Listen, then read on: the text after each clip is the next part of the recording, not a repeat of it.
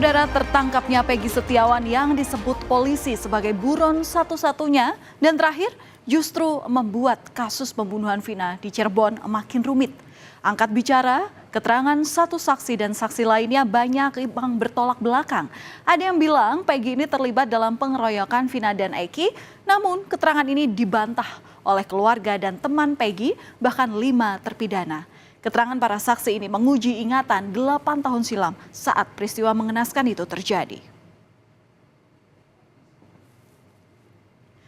Saudara, terjeratnya para terpidana yang akhirnya juga menyeret Peggy Setiawan berawal dari kesaksian Aep sebagai saksi kunci. Aep mengaku melihat saat Vina dan Eki ini diserang oleh kelompok remaja pada Agustus 2016 silam. Menurut Aep, para pelaku ini mengejar korban ke flyover lokasi kedua korban ditemukan tergeletak di jalan. Aep mengaku mengenali para pelaku dan juga DPO karena mereka kerap nongkrong di sebuah rumah yang ada di depan bengkel tempatnya bekerja. Keterangan soal masalah DPO yang semalam baru ketangkep itu dia menanyakan apakah saudara kenal sama orang ini. Ya, saya mengenalinya, cuman saya tidak tahu namanya gitu. Terus motornya apakah tahu motornya? Saya sebutkan ya saya tahu motornya apa, Smash gitu saya. Smash warna pink gitu. Oh, si Peggy ini dulu motornya Smash? Iya. Waktu penangkapan itu saudara Peggy itu nggak ada ya waktu penangkapan itu, tapi waktu pas kejadian itu ada. Aep sendiri tidak pernah ada di dalam proses persidangan atas kasus ruda paksa dan pembunuhan Vina serta penganiayaan terhadap Eki. Menurut Tony RM, selaku yang menjadi kuasa hukum Peggy Setiawan, nama Aep hanya ada di BAP. Dan pelapor Aibtu Rudiana yang menceritakan kesaksian Aep dalam persidangan. Kepada Rudiana, Aep mengaku mengetahui dan melihat pelemparan batu sebelum Eki dan Vina ditemukan tewas di jembatan layang. Aep kemudian menunjuk orang-orang yang terlibat dalam yang merupakan pemuda yang sering nongkrong di sekitar lokasi kejadian. Kuasa hukum Peggy pun menantang kehadiran Aep di persidangan. Jadi dari mana dia bisa memastikan ya bahwa dalam peristiwa itu ada mukanya Peggy? Dari mana dia memastikan? Jarak 100 meter malam pula, kan itu nggak mengenal. Makanya saya khawatir, saya curiga Aep itu dimintai keterangan setelah Peggy ditangkap, kemudian keterangannya itu dicocok-cocokkan. Saya khawatir ya dengan identitas Peggy Setiawan, dengan ciri-ciri Peggy Setiawan, dengan kendaraan sepeda motor yang dimiliki Peggy Setiawan. Itu yang saya khawatirkan. Oke, dan siap untuk membantah ini ya Pak? Oh pasti, habis. Nanti lihat saja nanti di persidangan kalau Aep bersaksi di persidangan. Saya akan secara habis nanti. Tertangkapnya Peggy Setiawan membuat pihak keluarga geleng-geleng kepala. Keluarga meyakini Peggy ini tidak terlibat dalam kasus pembunuhan Vina dan Eki, apalagi dituding sebagai otak tindakan keji itu.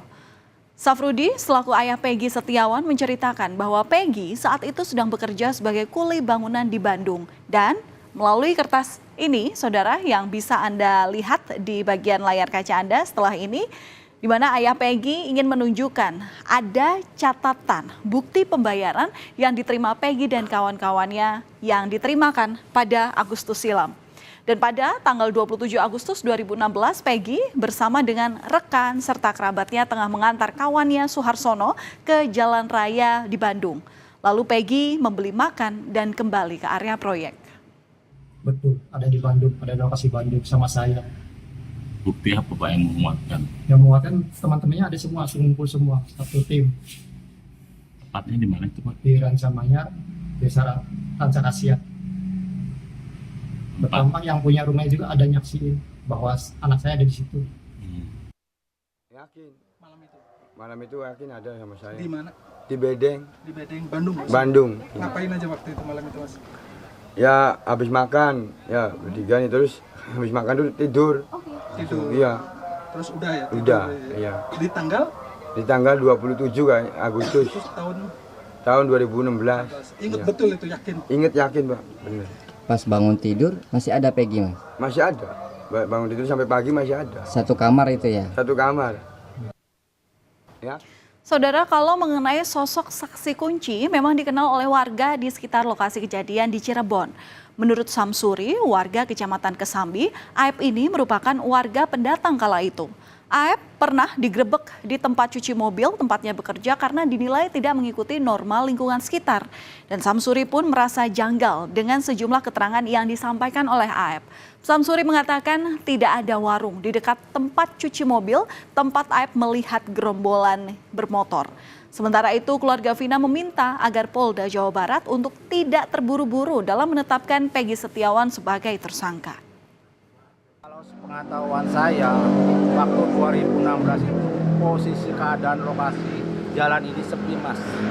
Nggak kayak ini sekarang ini ramai, sepi itu. Warung adanya di perapatan Man Madura itu. Kalau yang lainnya ada parewe paling jam 7, jam 8 malam udah tutup. Nah, lokasi depan bengkelnya pencucian Aep itu nggak ada warung sama sekali. Nggak ada warung rokok ya? Iya, nggak. Dan nggak buka sampai malam ya? Nggak ada, bukannya nggak buka, di sini nggak ada. Hanya berpendapat masih meragukan apakah Peggy itu pelaku DPO yang tertangkap. Kita tidak mengatakan 100% bukan, masih meragukan. Karena 5 dari terpidana mengatakan bukan Peggy pelakunya. Jadi mau apa lagi? Hanya 1 yang menyatakan. Keluarga hanya terlalu cepat untuk mengatakan Peggy pelakunya. Terlalu. Kuasa hukum dari Peggy Setiawan berencana mengajukan pra-peradilan. Kuasa hukum di sini menilai penangkapan Peggy memiliki banyak kejanggalan. Keluarga berencana mengajukan pra-peradilan demi mendapatkan keadilan bagi Peggy dan sekeluarga. Menurut keluarga, Peggy bukanlah pria yang tinggal di desa Banjarwangunan seperti yang disangkakan oleh Polda Jawa Barat. Sebenarnya sih maunya kita sih jangan sampai salah tangkap yang dilakukan pada episode pertama gitu ya, katakan episode harusnya kembali lagi kalau memang mau tidak usah mengikuti alurnya pada proses sebelum 8 tahun yang lalu kan, karena terjadi salah tangkap ya dinolkan lagi lah gitu, dinolkan lagi. Setelah Peggy tertangkap, polisi kemudian menghapus 2 daftar pencarian orang lainnya, yakni Andi dan Dani. Hal ini pun direspons oleh penasihat hukum keluarga Vina, Hotman Paris Hutapea. Di sini, Hotman Paris mengungkapkan dari berbagai versi pembuktian dan fakta persidangan, seluruhnya menyebut masih ada 3 orang yang masuk dalam daftar pencarian. Selain itu, para terpidana juga tidak ada indikasi saling melempar kesalahan kepada ketiga DPO. 8 terpidana ini tidak pernah mengalihkan tanggung jawab kepada 3 DPO. Biasanya kan orang mengatakan mengalihkan tanggung jawab, dia pelakunya bukan aku. Kalau mereka mengatakan kami lakukan perbuatan itu bersama-sama. Jadi ini perbuatan tidak pidana secara bersama-sama. Jadi kelihatan jelas tidak ada motivasi bagi mereka untuk lempar tanggung jawab. Kelihatan jelas dari awal. Sehingga kalaupun misalnya Polda Jabar belum berhasil menemukan 2 pelaku DPO ini, ya jangan dibilang tergesa-gesa fiktif dong. Ya, itu sama saja mau cepat-cepat menutup perkara ini gitu loh. Tersangka semua bukan 11 tapi 9. Sehingga DPO hanya 1.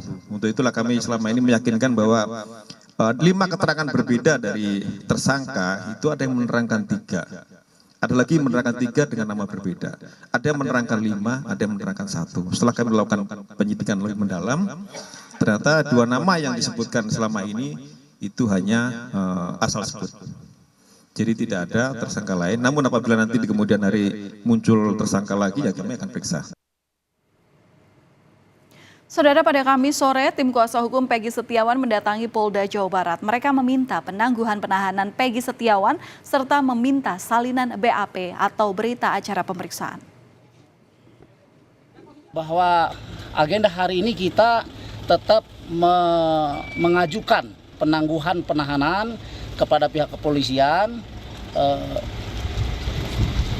serta kita meminta salinan BAP. Nah, yang 2 hal ini yang saya sebutkan di belakang itu lagi diproses. Dari keterangan yang disampaikan bahkan mencuat ke media, lalu kesaksian manakah yang benar, saudara? Semua kesaksian itu akan diuji di meja hijau.